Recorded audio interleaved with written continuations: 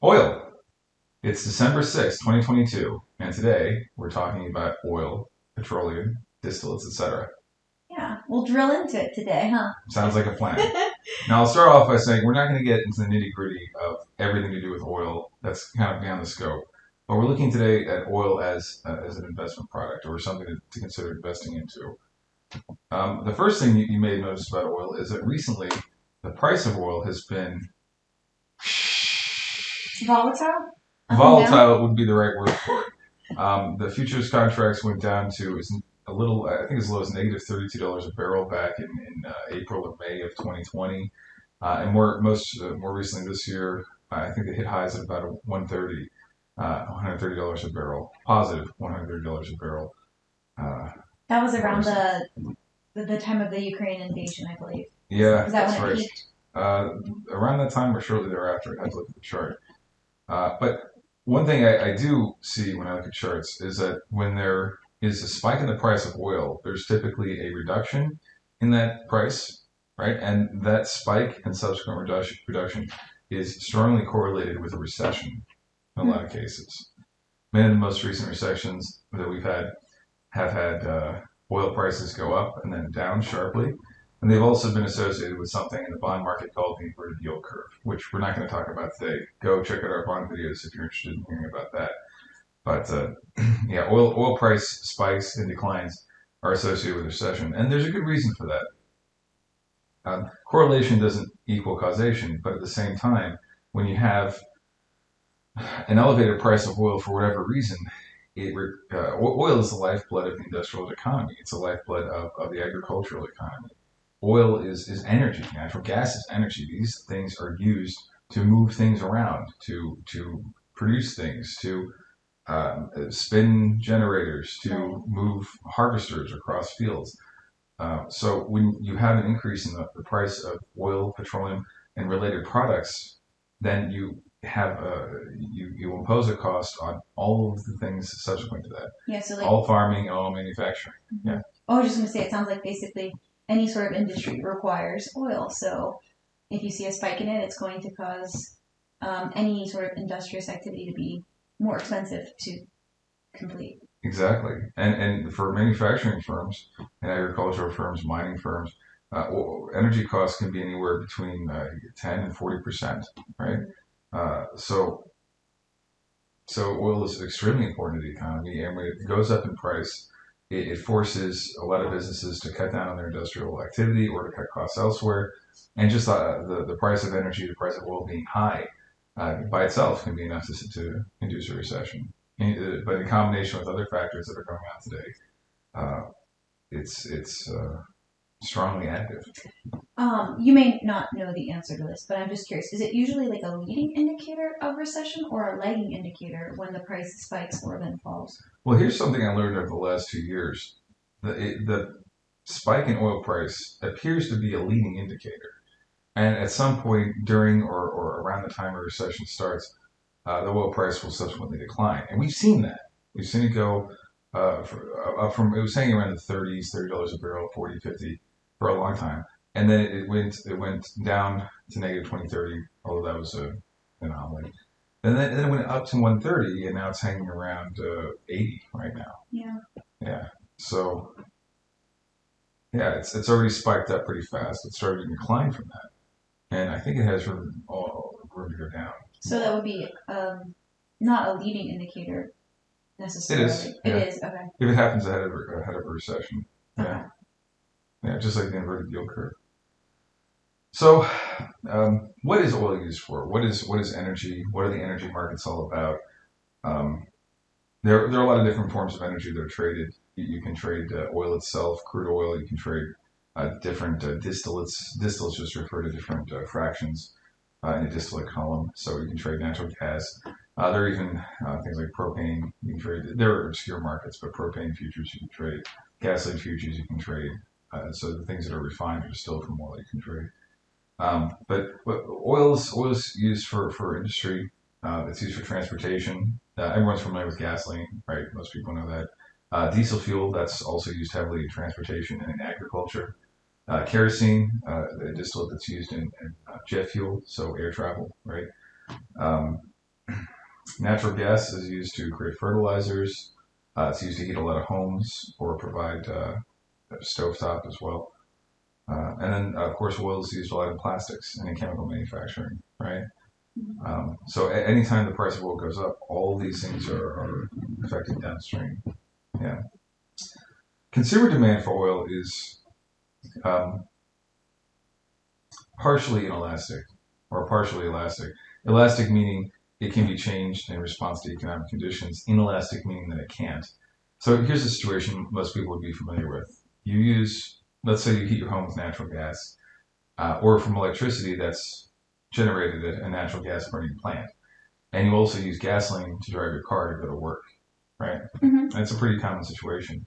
Well, let's say, for the sake of argument, you no longer have a job, and you can you cut back on your gasoline use. You're not going to work anymore. So that's partially inelastic. And you can also, if you need to, if you want to, if you have to, cut down on your use of natural gas for heating, right, or electricity for heating, Mm-hmm. from a natural gas burning electric plant. And in those ways, your demand is partially inelastic. That makes sense. But there's still some minimum, like necessary amount of gasoline that people are going to use. So Yeah, of it's course. still partially inelastic in as much as people have to heat their homes, have to use some transportation costs, Right. that makes sense. Especially in aggregate, because not everyone's going to lose their job. People are still going to get around places using cars or electricity. Mm-hmm. In contrast, industrial demand is highly elastic. Oh. And there's this concept of demand destruction where manufacturing, which uses a lot of energy or oil, if oil costs become too high, that makes those companies unprofitable, and they'll just cut down lines of production. They'll stop producing things. Yeah, so it's totally different for companies. Well, you would think, okay, I would think a lot of companies would try to even eat the cost of energy and manufacturing for some period of time before they would just throw in the towel. Sure. Yeah. But I guess ultimately it is considered to be elastic because there's definitely a threshold at which they just will forfeit any sort of production if it's for some period of time unprofitable. Or at least cut down on profitable lines that are energy intensive. Yeah. Mm-hmm. Yeah. And you're right. It's not every company will in synchrony and unison have the exact same reaction. They're not all going to just shut down their plants and shut their doors. But possibly even temporarily. Like if you're a manufacturing plant and you see prices of oil go up to a certain level, I mean, I wonder if even strategically they have sort of protocols for, I don't know, but maybe like protocols for like if gas or oil costs are this much, then we cut back on production. Some sort of, I don't know. Right. That's a possibility. What they'll also do too is they'll hedge in the futures market. So if they need to have stable oil prices, they'll go out ahead of time and they'll buy futures contracts and accept delivery for oil from contracts that may purchased, 3 or 6 months prior or 12 months prior. That way they can get oil. At least they know what the cash flow is going to be, so they don't have to deal with the volatility of the pricing. And of course, that's one of the useful functions of the futures markets and commodities, to allow producers of things to get the things they need to produce other things at guaranteed prices at certain times. Yeah. Oh, that's interesting. Yeah. But thinking about oil as energy, and thinking about energy in the classical physics way, what is energy or what is power? Right? It's energy E equals mc squared. No, it's power equals work mass times acceleration. Work times force times distance over time. I don't remember. Oh man, I forget the formula. But anyway, thinking about oil and natural gas. They produce power. And what is power? Power is industrial capacity. It's labor. It's the ability to do things.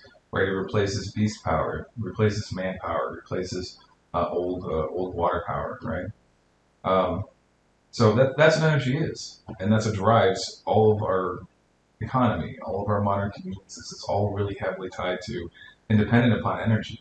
And when you screw with energy prices for whatever reason, you put all of that into imbalance. Mm-hmm. And the reason we haven't felt it yet is because a lot of these imbalances, they're covered over, they're delayed, they're obscured by cheap debt, by financialization, by globalization. But once these forces recede, and we're left as a country, especially in the United States, to produce those things that we need with expensive oil, or unobtainable oil or difficult to obtain oil. And we're forced to cut down our production of things as a result, and then also forced to cut down our consumption of things. That could be problematic. Yeah. Yeah. We'll have to finally deal with the consequences of really just supporting bad energy policy for a long period of time. Well, it sounds like it's only problematic in as much as you're unable to short that market. I guess so. Yeah. I wanted to touch too really quickly on the unsustainability of the so-called ESG movement, which I think is what is it? Environment, sustainability, growth. I just know environmental. ESG. Anyway, the long and short of it is, whatever everyone's feelings might be about that, it doesn't work in real terms without oil and natural gas, at least for the next several decades. And the reason for that is 70-80% of all power use for consumer purposes, for industrial purposes, it's all based on baseload power. And baseload power, it's based on oil, natural gas, coal, stuff you can burn, and it's also based on nuclear energy. Unfortunately, there haven't been a lot of permits going into nuclear energy because, for whatever reason, people are spooked by that. There's been a lot of propaganda there. People feel that it's unsafe, even though it is perfectly safe. So that's been lacking, and oil permitting and coal permitting has become more difficult, especially throughout the Western governments. Even as China goes out and opens dozens of new coal and oil plants every month, or at least they were doing that for a while. Yeah, but they don't care. They don't care at all. We happen to share the same atmosphere with them, which is why I think that's kind of interesting.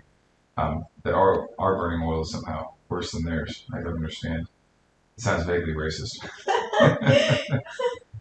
But oil doesn't work, or the reduction of oil doesn't work. And the ESG movement is only going to be successful if there's such substantial demand destruction caused by lack of oil use and a subsequent deindustrialization of society that we're all probably back to year 500, year 800, or in terms of our industrial capacity. Maybe, or if there's a huge shift towards nuclear energy, which I think is kind of starting to happen, as you're seeing people kind of, I think, reposition themselves, just adjust their opinion on. You're seeing a shift in opinion. You think so? In nuclear energy, I think so, Yeah. And I feel like that's also an alternative. Is instead of us digressing back to like farm days, we just find alternative forms of, like, effective alternative forms of energy. Yeah, that could be a good compromise. We'll see if it happens.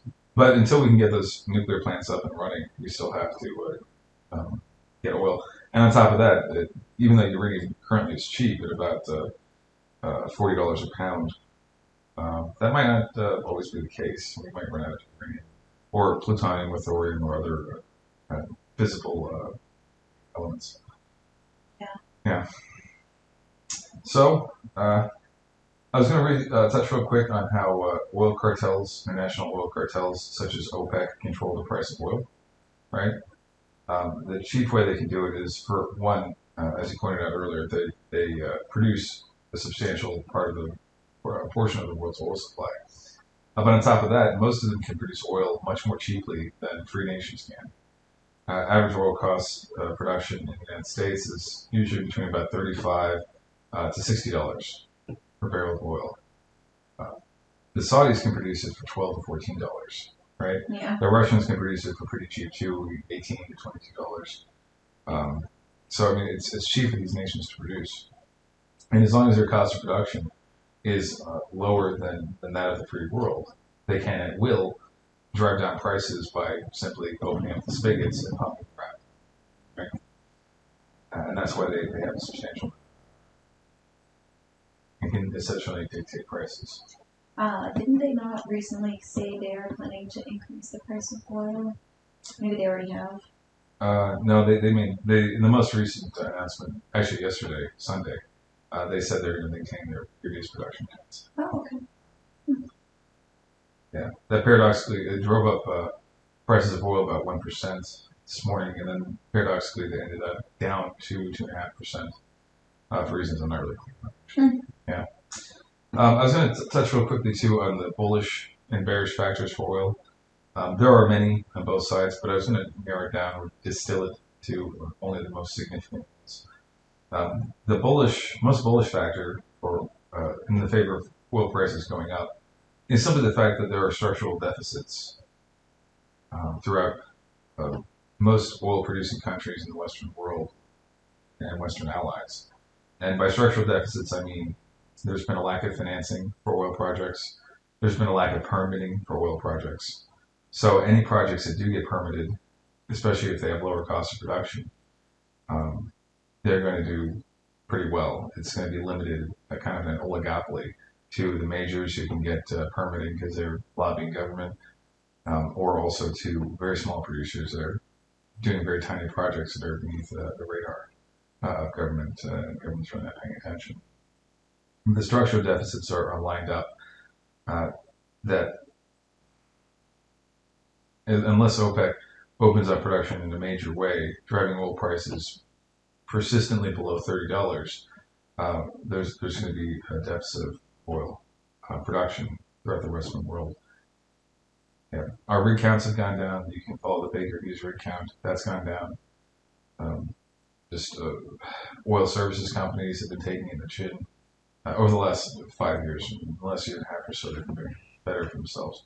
But the long and short of it is we don't have enough projects currently in development. And unless there's a decrease in demand persistently for a long period of time, 5-10 years, and it's maintained, then the price of oil should go up just based on those structural deficits. That makes sense. Yeah. So that brings us to the bearish side. Oh, and I should add, with the structural deficits, there's always this concern that we're going to run out of oil or we're going to run out of economic oil. That's always been going in the background. And that might happen. We'll never actually run out of oil, of course. What will happen is the price to economically produce it might rise to $50, $60, $70, $80 a barrel, $90 a barrel, $100, $120 a barrel, and we'll go where we need to go as societies, as species. We'll get the oil where we need to get that, and we'll find it. And will we slowly, or could we slowly run it over time? Yeah, of course we could, right? We might not, though, because I don't think we've very clearly studied the timeline for how long it takes for oil to be produced. They call them fossil fuels. I don't know how accurate that is. To get into the science of it, it's really not clear what the timeline is. There could be significant amounts of oil actively in production right now, just from decaying sea matter, right? I don't know the answer to that. I don't think it does. Yeah. Sounds like nobody really knows. Right, but we won't run out. Or when we do, oil will be priced at $1,000 or $2,000 a barrel, and we'll be using it mostly for plastics or things that we can't find substitutes for. And by that time, hopefully, we'll figure out how to use nuclear energy, right? Yeah. Or maybe solar technology would be more advanced, or whatever else. We'll see. But the big bearish thing for oil, and the reason that I'm currently I have a small position short in oil or oil-related derivatives, is because industrial demand for oil is elastic. And if industrial demand is about to go down because industrial output worldwide is about to go down, because we're about to be in a sharp recession, or quite probably we're in a depression, then the price of oil should go down subsequently. Right. Right? Demand destruction. Because I don't know this, but I imagine, are you saying that if the reason for the decrease in production will not be because the price of oil is too high, but because of all these other external factors driving industry down? And so they'll just be lower demand for oil. Right. Which will lead to an increase in supply, and then, lower demand, higher supply, prices have to fall.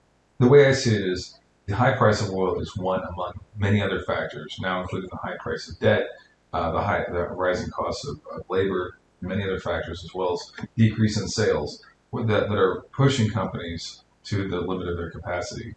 Mm-hmm. So if you have a bunch of negative factors simultaneously affecting companies, they're going to have to cut costs, they're going to have to cut production, they're going to have to sell off unproductive assets. So they'll have to do a lot of things to cope with that.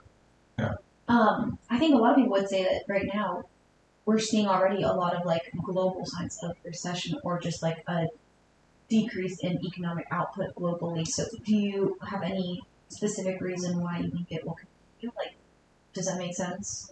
Do you think that we're already in that place that you're talking about, and so the price of oil would therefore be stabilized at its current price? That's a fair point, fair question.